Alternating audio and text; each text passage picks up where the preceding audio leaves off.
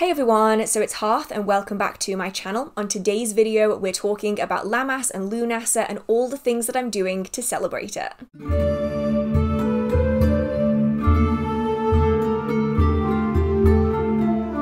This is one of those celebrations that feels a little bit out of sync to me this year, and perhaps it's because the weather in England has not lined up with the Sabbats. I feel like we've only just had the start of summer, it literally arrived last week, and yet we're already at the first harvest festival. How does that one work? I actually don't know.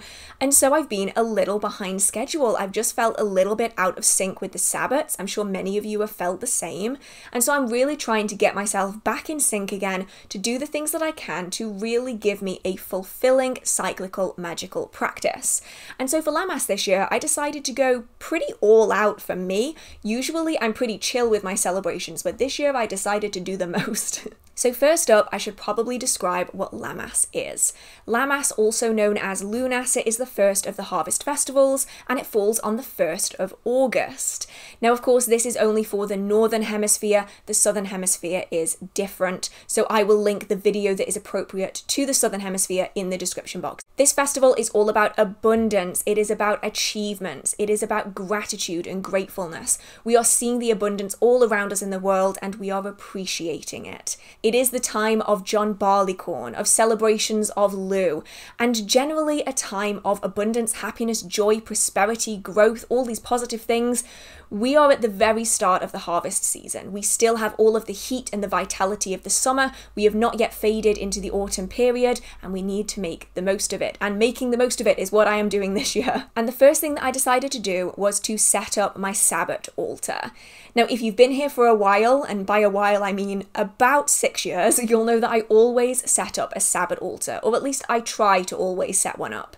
These altars are surrounding the theme of the Sabbat that's occurring. They contain items and representations, and it's a way of bringing that Sabbat energy into my space and environment. And this Sabbat is no different. I'm clearing out my letha and I'm bringing in my Lammas.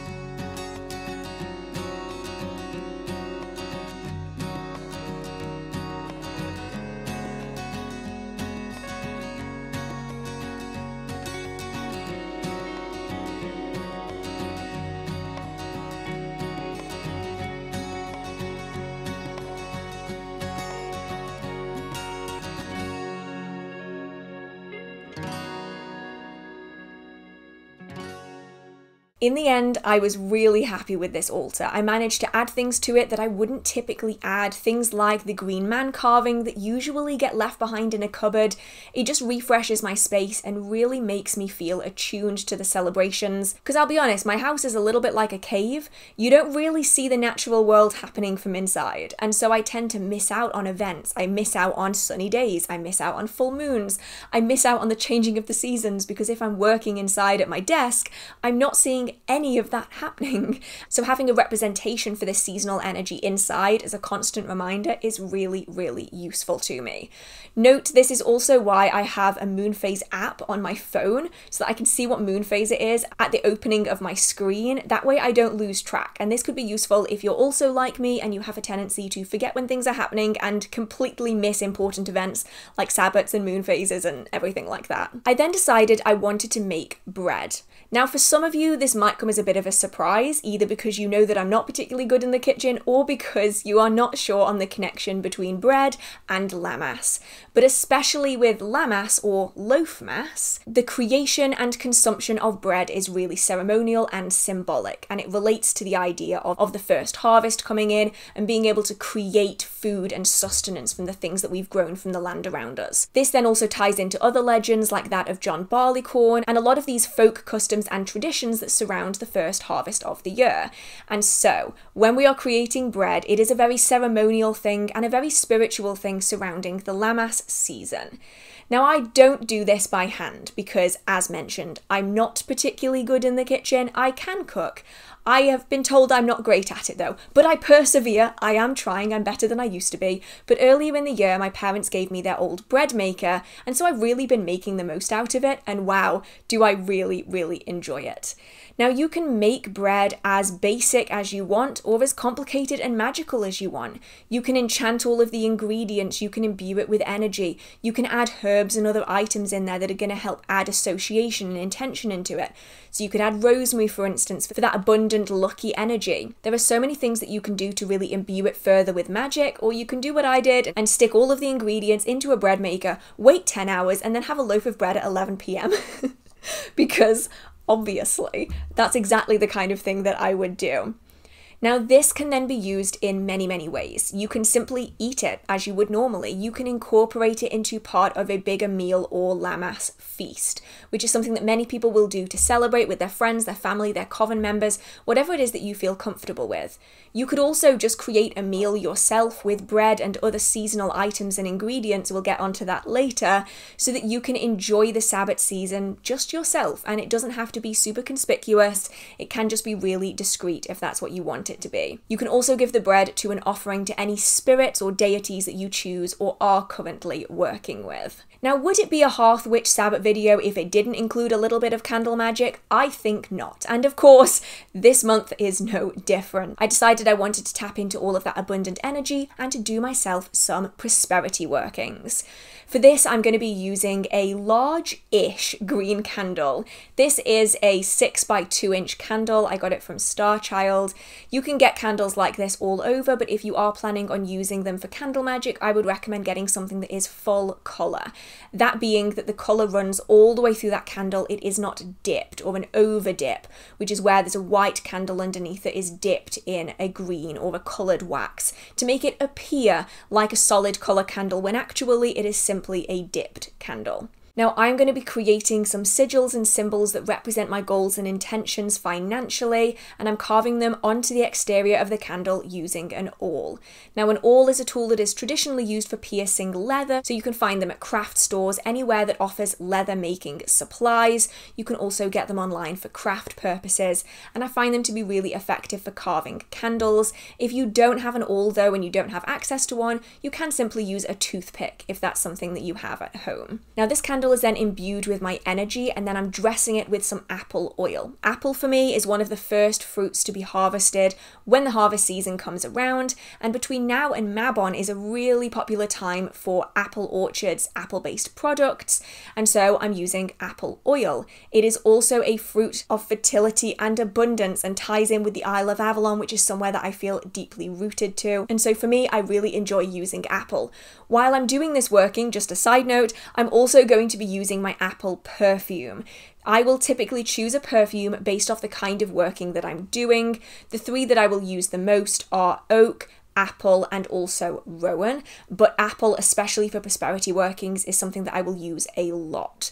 And so that is being used as I'm also using the apple oil and then the green candle, and we can see the layers of this working kind of building up as I'm adding all of these steps in. That candle is then going to have some apple blossom dressed around it, and then it is going to be burned while I think of my intention and my goals. And I'll be burning this consistently throughout the lammas season to help imbue that energy into my space. Now, of course, this working doesn't have to be carried out in relation to lammas. Actually, I think this one might be more successful at Mabon, but this energy that we're working with right now is really what I want to focus on.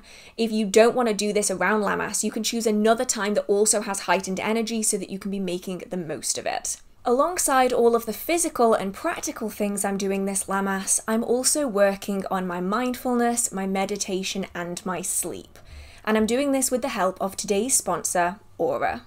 Now, Aura is an all-in-one mindfulness and meditation app. They've won the Best of Apple award and are currently being used by over 7 million people, and I can completely see why. For me, I'm primarily wanting to improve my sleep because I tend to have a bit of a racing mind, and honestly, meditation has never been the easiest thing for me, and so I find using guided meditations to be really effective. Aura has so many guided meditations that you can follow from lots of different people all around the world, and they also have meditation courses as well. But if meditation isn't something that you want to focus on, they also have breathwork, spirituality, sleep stories, sleep sounds.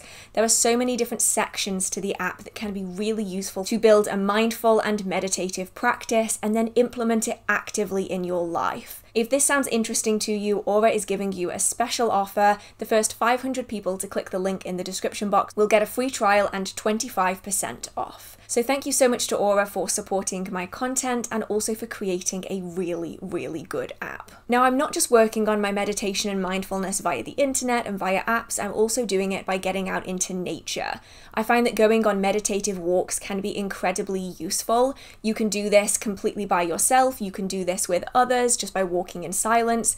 You can also be listening to some music or some guided meditations as you walk, and it's a way of keeping you physically busy while you're also doing your meditations. I do get a lot of people saying that they really struggle with not fidgeting and not moving and not stimming in some cases, and so doing this kind of walking meditation can be really useful to keep you physically moving so you're not just sitting still and getting distracted. This could also be good if you do struggle with stiffness when it comes to sitting for longer periods of time. A gentle, slow stroll is something that could be used as an alternative.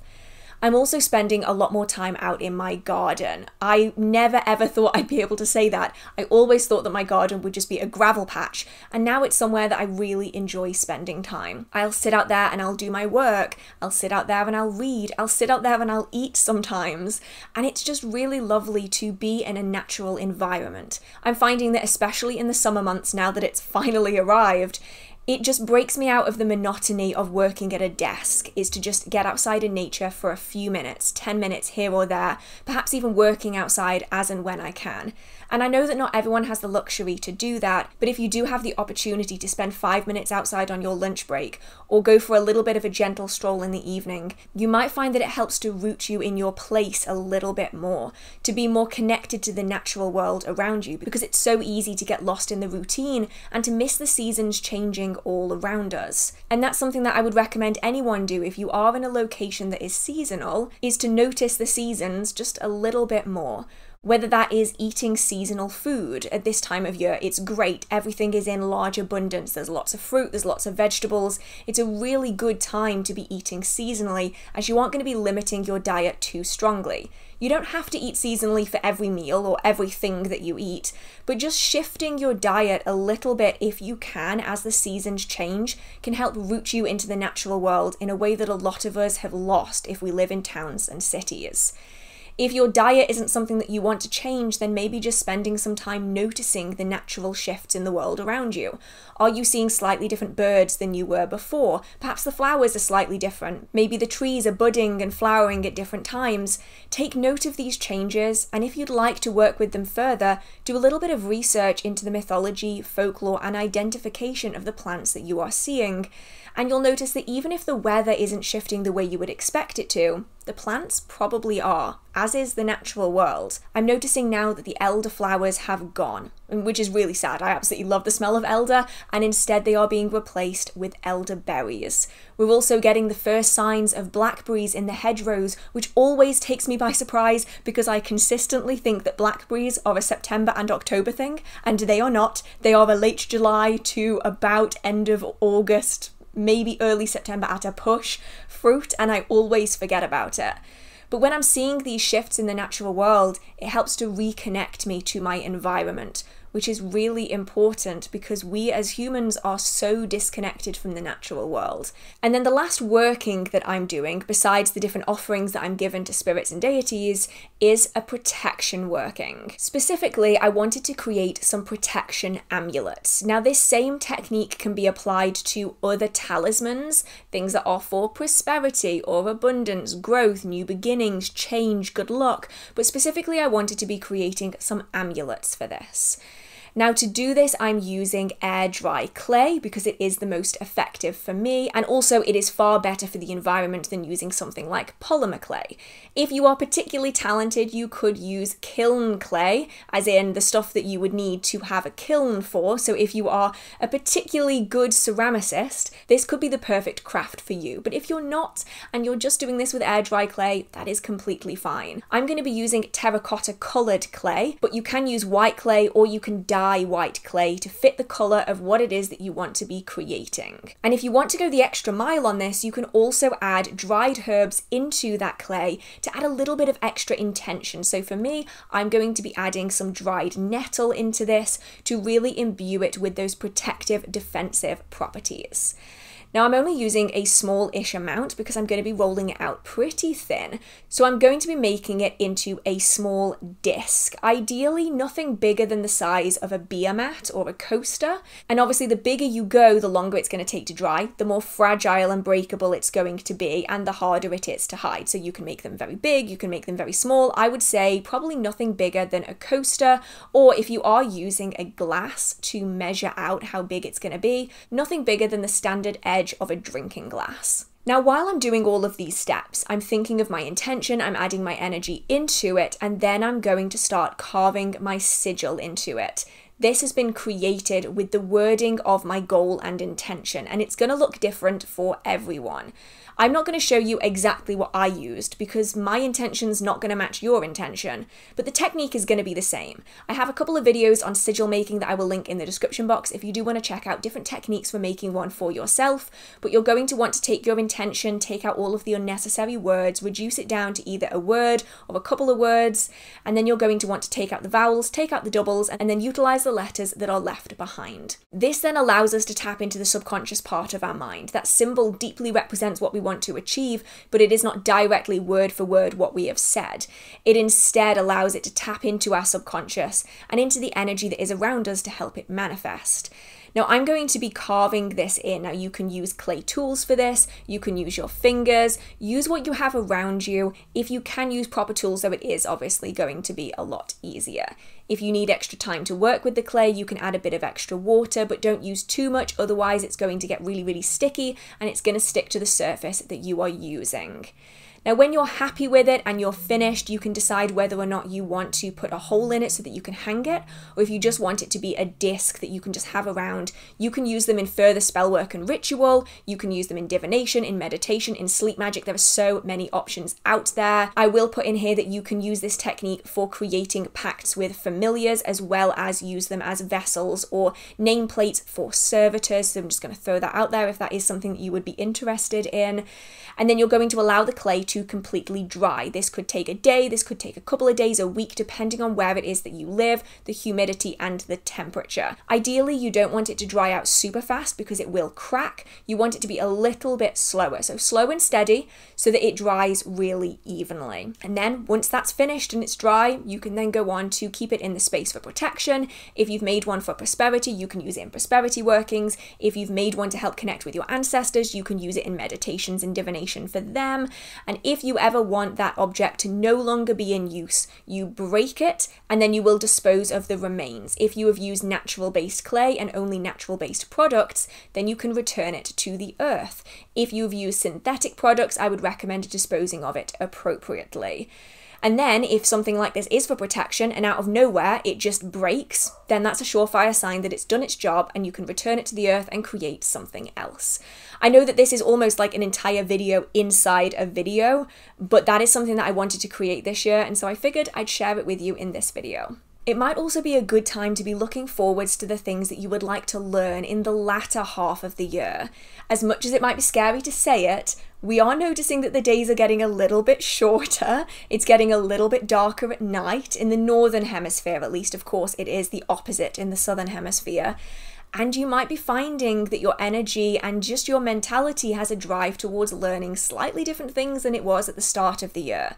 So it's a really good time to be picking up new hobbies, new interests, perhaps a new book that you've been looking into. For me, I recently just purchased a book on astrology, and that's something that I really want to be diving in further. It's a topic I found more and more fascinating as I've been researching it, and I want to learn how to do my own astrological charts, which if anyone has studied astrological charts, you know that I have just bitten off a massive chunk, and I'm not sure if I'm going to be able to do it, but I'm going to enjoy learning about it nonetheless.